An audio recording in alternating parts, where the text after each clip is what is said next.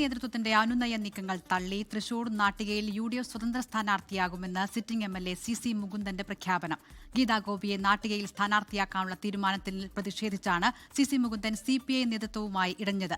CC മുകുന്ദനുമായി Congress നേതാക്കൾ ചർച്ച നടത്തിയിരുന്നു.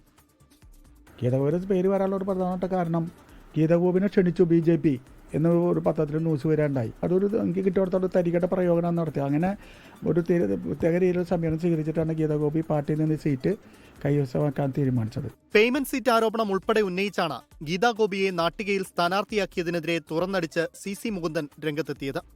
CPI നേതൃത്വവുമായി ഇടഞ്ഞ CC മുകുന്ദനുമായി കോൺഗ്രസ് നേതാക്കൾ സംസാരിച്ചിരുന്നു. നാട്ടികയിൽ മാത്രമല്ലെന്ന് ഒരുപാട് സ്ഥലത്തുണ്ടെന്ന് മുകുന്ദനെ പോലുള്ള വിസ്മയങ്ങൾ ഇനിയുണ്ട്. പേയ്മെന്റ് സീറ്റ് ആരോപണം തള്ളിയെങ്കിലും CC മുകുന്ദനുമായി അനുനയ ചർച്ചയ്ക്ക് തയ്യാറെന്ന സൂചനയായിരുന്നു CPI സംസ്ഥാന സെക്രട്ടറി ബിനോയ് വിശ്വത്തിന്റെ വാക്കുകൾ. ഞങ്ങൾ മുകുന്ദനെ ഒരിക്കലും ശത്രുവായിട്ട് കാണില്ല. മുകുന്ദന് പറയാനുള്ള ഏത് കാര്യവും പാർട്ടി കേൾക്കും. എന്നാൽ അനുനയത്തിന് വഴങ്ങില്ലെന്ന് വ്യക്തമാക്കി നാട്ടികയിൽ താൻ UDF പിന്തുണയുള്ള സ്വതന്ത്ര സ്ഥാനാർത്ഥിയാകുമെന്ന് CC മുകുന്ദൻ പ്രഖ്യാപിച്ചു. ജയിക്കുക മാത്രമല്ല, എനിക്ക് ജനങ്ങളോട് പറയേണ്ട കാര്യം തുറന്നു പറയാനുള്ള ആവശ്യമായ നടപടി സ്വീകരിക്കാൻ ഉദ്ദേശിച്ചത്. അതുകൊണ്ട് ഞാൻ പറഞ്ഞു, ഞാൻ ഒരു സ്വതന്ത്ര സ്ഥാനാർത്ഥി മത്സരിക്കും. അതേസമയം നാട്ടികയിൽ വൻ ഭൂരിപക്ഷത്തിൽ വിജയിക്കുമെന്നാണ് ഗീതാഗോപിയുടെ പ്രതികരണം. ഞങ്ങൾക്കൊരു പ്രതീക്ഷ ഇപ്പോഴും കൈവിടില്ല എന്നുള്ളതാണ്. അതേസമയം മുകുന്ദൻ കാണിച്ചത് രാഷ്ട്രീയ പാപ്പരത്തമെന്ന് CPIM ജില്ലാ secretary KV Abdul Khader തുറന്നടിച്ചു.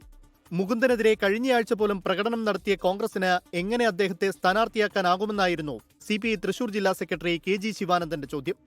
നാട്ടികയിൽ CC Mukundan വിനയായത് മണ്ഡലം കമ്മിറ്റിയുടെ എതിർപ്പെന്നാണ് വിവരം. മണ്ഡലം കമ്മിറ്റി അംഗത്വം താൻ രാജിവെച്ചതായും CC മുകുന്ദൻ വ്യക്തമാക്കി. 24 തൃശൂർ.